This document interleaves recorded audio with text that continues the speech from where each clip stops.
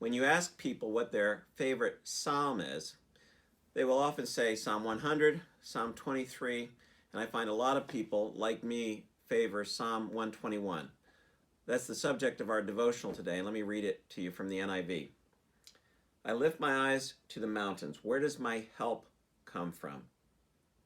My help comes from the Lord, the maker of heaven and earth. He will not let your foot slip. He who watches over you will not slumber.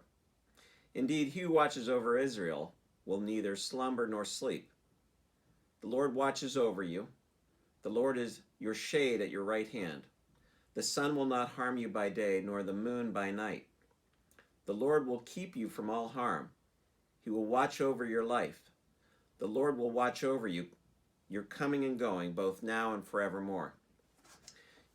I think when I first became familiar with this passage, it was when I was maybe a young boy hearing the psalm. I kind of have that remembrance of the opening words in the King James, which said, I lift mine eyes unto the hills, from whence cometh my strength. And even the way you intone it kind of implies an interpretation, as if you say, I lift my eyes unto the hills, from whence cometh my strength. Like my help comes from the hills. Well, it was about 25 years ago. I was actually on my first vacation with my wife in her home country of Barbados.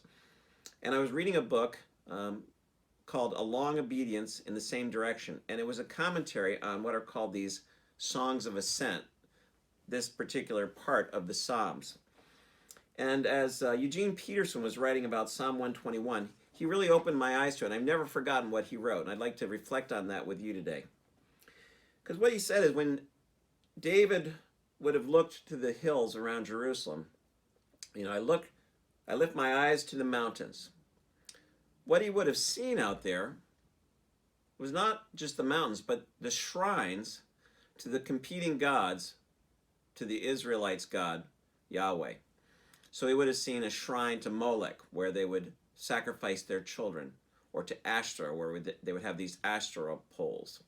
And so he's looking to the hills, and he's seeing these shrines, Peterson said. And what he's really saying is, I lift my eyes up into the hills. I see all those shrines. Where does my help come from? Because my help doesn't come from any of those gods.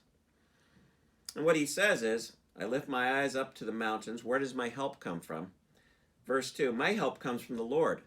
And he says, the maker of heaven and earth. In other words, when I look to the hills and I see those shrines, my help doesn't come from them. My help comes from the God who made the mountain.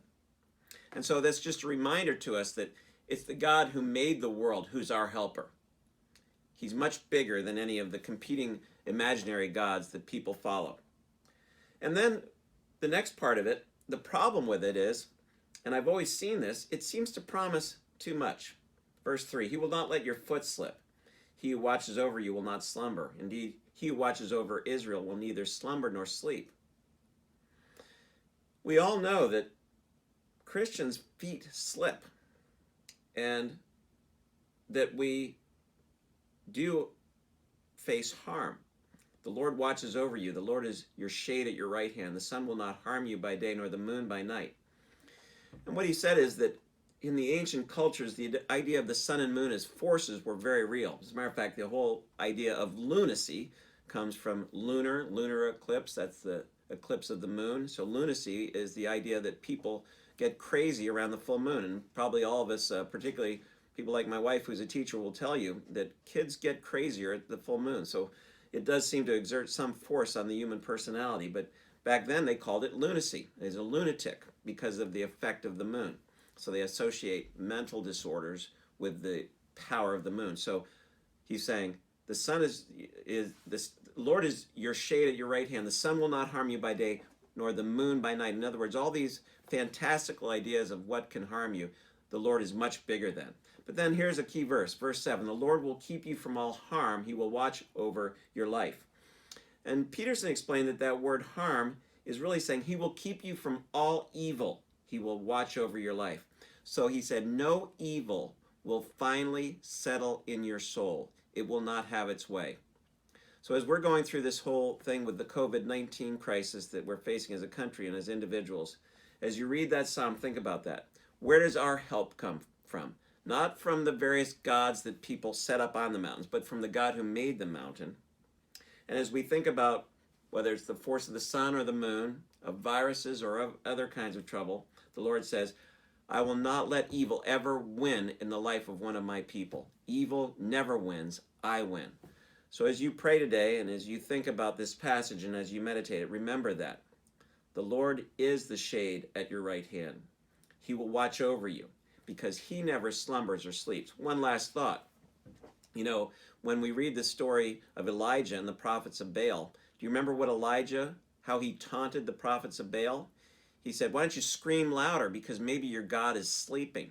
Because those incantations of the pagan god or pagan priests were in many cases an attempt to awaken their God. And so here's another message from this saying, our God doesn't need to sleep. He's not a God who needs rest. He's always at the ready to help us. So I hope those thoughts will help you today as you meditate on your situation, and may the Lord's blessing be upon you today and his care extend into your life. Have a good day.